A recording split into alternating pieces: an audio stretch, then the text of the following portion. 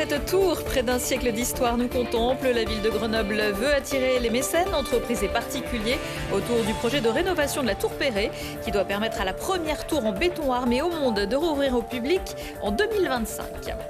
Les grandes stations de ski ont leur magazine haut de gamme. Il s'appelle Altus. Découvrez comment se fabrique ce guide gratuit pour ses lecteurs qui propose articles de fond et portraits et permet aussi de valoriser des territoires qui ne misent pas que sur le ski. Et puis les brûleurs de loups ne sont pas au bout de leur peine de partout dans la finale de Ligue Magnus qui les oppose aux Dragons de Rouen.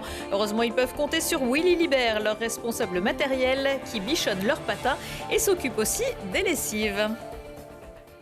Bonsoir à tous, ravi de vous retrouver dans ce JT du mardi 11 avril 2023. Du lundi au vendredi à partir de 18h, l'essentiel de l'actualité du Grand Grenoble. Faire de la tour Perret pour la capitale des Alpes, ce que la tour Eiffel est pour la capitale de la France, un symbole incontournable. Grenoble en rêve, érigée pour l'exposition internationale de la houille blanche dans l'entre-deux-guerres. Fermée il y a plus de 60 ans, elle pourrait rouvrir dans 2 ans grâce à un vaste projet auquel se sont associés la ville, le département et l'État. Pour compléter le budget qui se monte à 15 millions d'euros, un appel à mécénat vient d'être lancé pour 2 millions d'euros. Camille Avon. Elle domine Grenoble avec ses 95 mètres de hauteur. La tour Perret est un véritable symbole pour la ville. Fermée depuis 1960, elle compte bien réouvrir ses portes. La ville de Grenoble lance un projet de rénovation de la tour Perret pour 2025. Un projet d'envergure qui a pour but de préserver le patrimoine grenoblois. C'est un édifice absolument remarquable, c'est un témoin aussi d'une époque architecturale très intéressante. La ville de Grenoble a la chance d'avoir cet édifice sur son sol. Et donc moi je pense que c'est très important que tout le monde se mobilise pour le restaurer et puis le transmettre. Une rénovation qui permettra de visiter la tour une fois les travaux terminés. Au total, 51 personnes pourront prendre de la hauteur sur Grenoble à chaque visite. Une restauration qui vise à conserver au maximum la tour d'origine tout en aménageant de nouveaux espaces à ses pieds. Elle va être rénovée en y touchant au minimum et en lui rendant son aspect d'origine, y compris les ascenseurs panoramiques d'époque. Par contre, le parc Paul Mistral autour va être aménagé pour l'accueil des visiteurs. Il y aura dans le parc un parcours de médiation où on apprend l'histoire de la tour et du parc. Il y aura aussi une belle aire de jeu pour que les visiteurs avec enfants puissent passer un bon moment. À travaux importants, financement important, comme il y a 100 ans, la ville de Grenoble avait fait appel au mécénat pour la construction de la tour Perret. Pour cette année, elle compte bien sur un financement collaboratif et des dons pour pouvoir réitérer l'exploit. C'est 15 millions d'euros presque, un petit peu moins avec les aménagements dans le parc autour, pour lequel nous avons un soutien très fort de l'État qui met 5 millions d'euros, soutien très fort du conseil départemental de l'Isère, donc ils mettent 3 millions d'euros, donc c'est très important.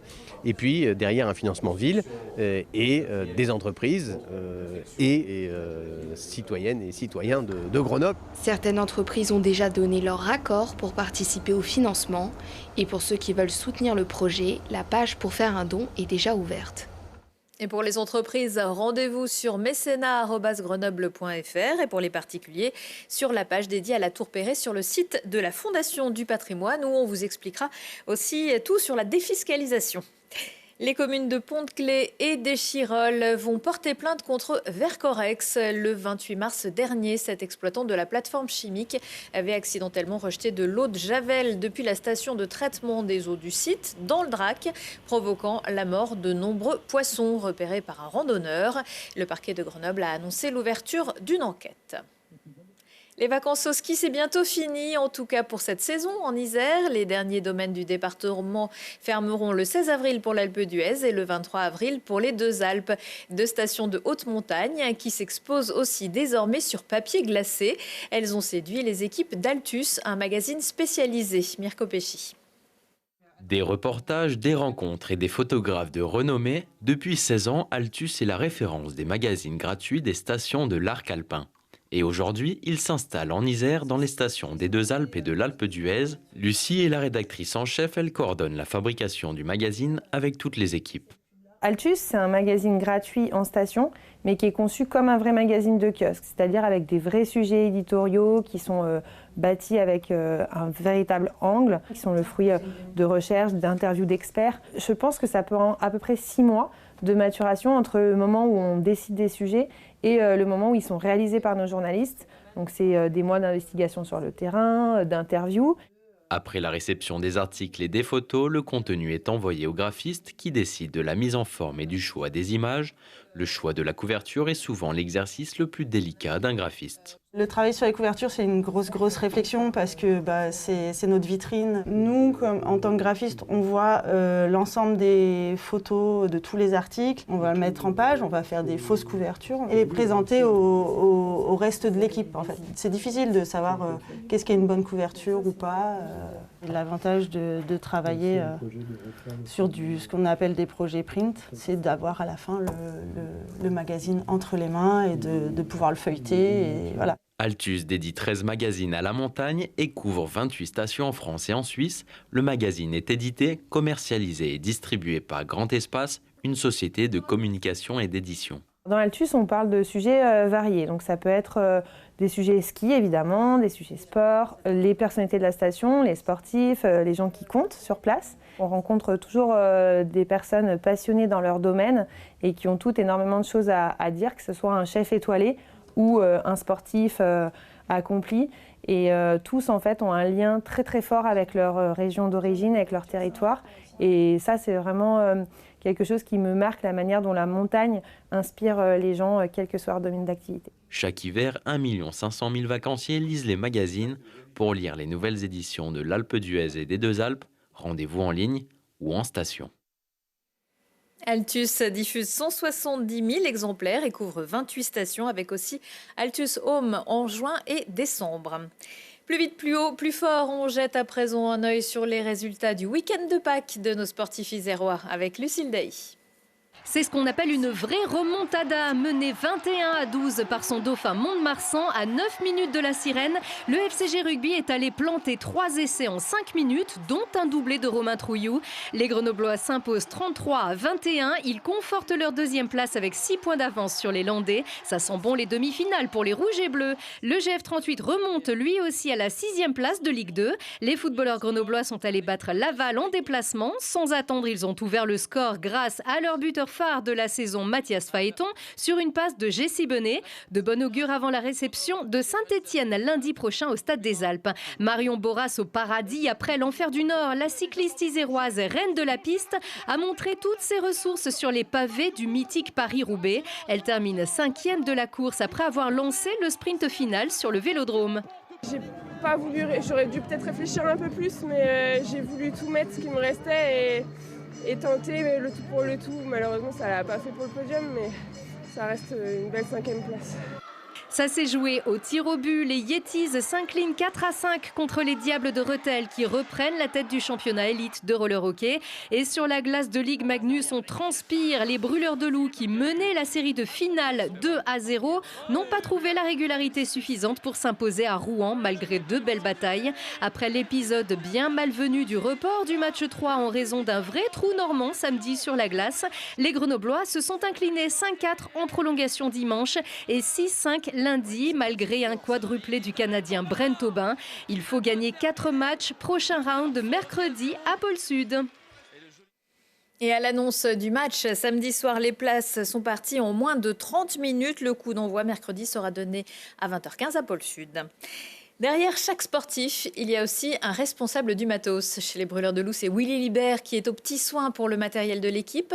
Il a passé plus de 30 ans dans le groupe pro de Clémenceau à Pôle Sud. Une figure du club qui s'est construit une solide réputation bien au-delà des rives de l'Isère.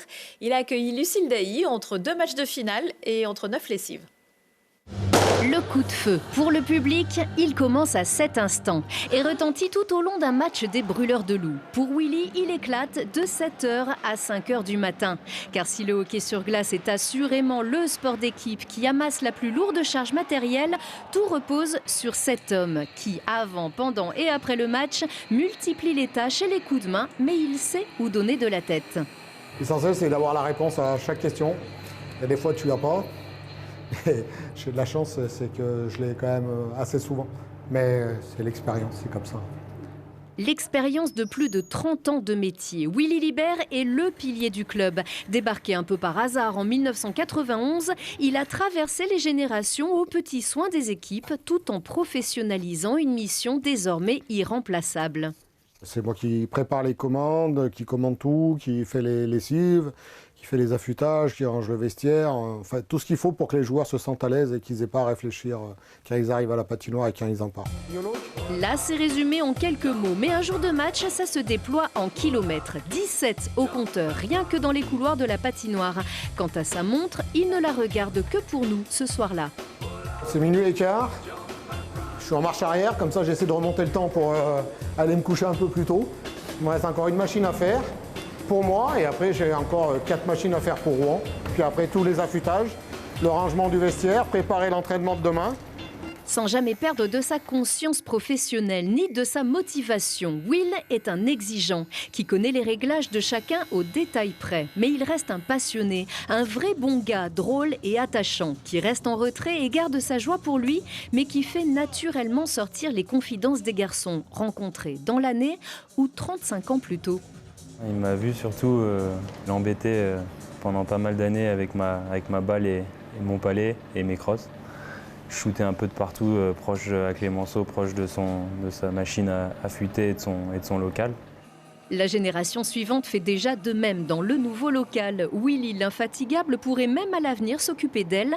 Lui ne vise que cette fin de saison, que cette fin de nuit, mais avec le sourire. On se revoit avec la coupe, hein. Allez, bisous à tous, ciao. Ouais, on le reverra peut-être d'ici mercredi ou le week-end. Quelques idées de sortie, un agenda spécial petits et grands en ce début de vacances de printemps. La compagnie La Clinquaille mène l'enquête dans le spectacle Polar à la Bobinette à Grenoble. Le collier de la princesse Ivanovna a été volé dans le musée de la ville. Qui est le coupable? À la manière d'un Cluedo, l'enquête nous immisce sur le bureau du détective transformé en plateau de jeu en 3 dimensions. Un spectacle burlesque de théâtre d'objets accompagné en direct de musiciens bruiteurs et de références cinématographiques décalées, de représentation à 10h30 et à 15h.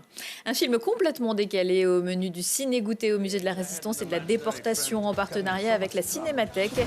Si vous avez plus de 10 ans, venez découvrir mercredi à 15h Jojo Rabbit, un film de Taika Waititi où il est question d'un petit Allemand solitaire pendant la Deuxième Guerre mondiale qui a pour ami imaginaire un certain Adolf Hitler. Mais la découverte d'une jeune fille juive cachée par sa mère dans sa maison va ébranler sa vision du monde et son nationalisme aveugle. Le film sera diffusé en version française.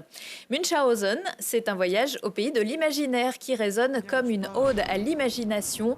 En poursuivant son exploration artistique du croisement de l'image, de la musique et du théâtre, la compagnie Intermezzo rend hommage au baron de Munchausen, esprit fantasque et affabulateur hors pair. Ce sera au déclic de clé. Et puis, c'est tous les jours à 16h pendant encore près de 4 semaines. Le cirque Piédon, qui se transmet depuis 5 générations, est de retour à Grenoble, derrière le Palais des Sports. Découvrez la famille Piédon, les parents, les enfants, les cousins et même les animaux pour un spectacle de cirque d'antan, un spectacle rempli de poésie et d'humour, mais aussi de prouesses acrobatiques. Retour de l'actu dans 1 heure et en replay sur télégrenoble.net. Je vous souhaite à tous une excellente soirée.